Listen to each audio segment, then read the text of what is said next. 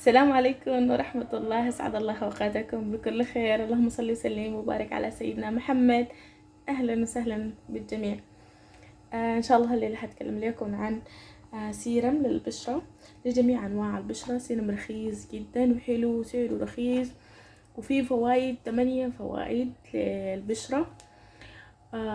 مغذي، بيغذي البشرة وبنعم وبزيل بيعمل على شد الجلد وعلامات الشيخوخة وبينشط خلايا البشرة وبيحمي البشرة وبيمنحنا نضارة وحيوية طول اليوم، بتكون بشرتك مندية. وكمان برضو بيعمل لها بيخفف التجاعيد اللي في البشرة وكده، طبعا مع مداومة الاستخدام والاستمرارية. أهم شيء اللي هو سيرم دكتور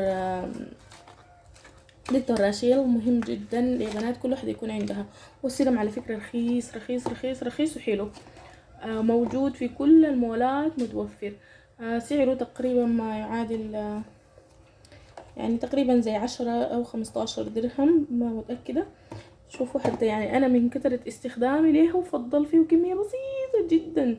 تستخدميه صباح ومساء، وممكن تستخدميه بيزك للكريم، يعني للفاونديشن وكده. شفتي يعني كبرايمر، ممكن تستخدميه كبرايمر. شفتي تاخدي بس بكمية وتوزعيها في الجسم.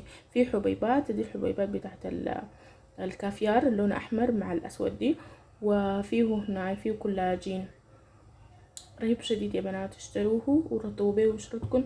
ما ضروري الاهتمام انك انت تكون عندك قروش ولا يكون عندك كمية، يعني تجيبي حاجة غالية ولا تجيبي حاجة براندات. على فكرة ممكن حاجة تكون سعرها رخيص بس جودتها احلى، بس يكون الاعلان حقها ما بكون كبير.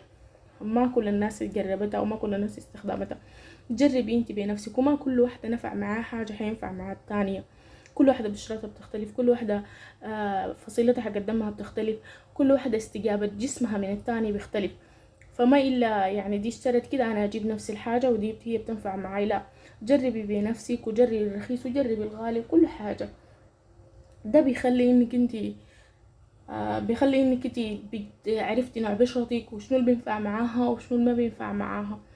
فبتمنى انه الفيديو يكون عجبكم، فيديو خفيف وظريف اللي هو بيتكلم عن السيرم بتاع دكتور. عموما كل المجموعة بتاع الدكتور راشيل رهيبة.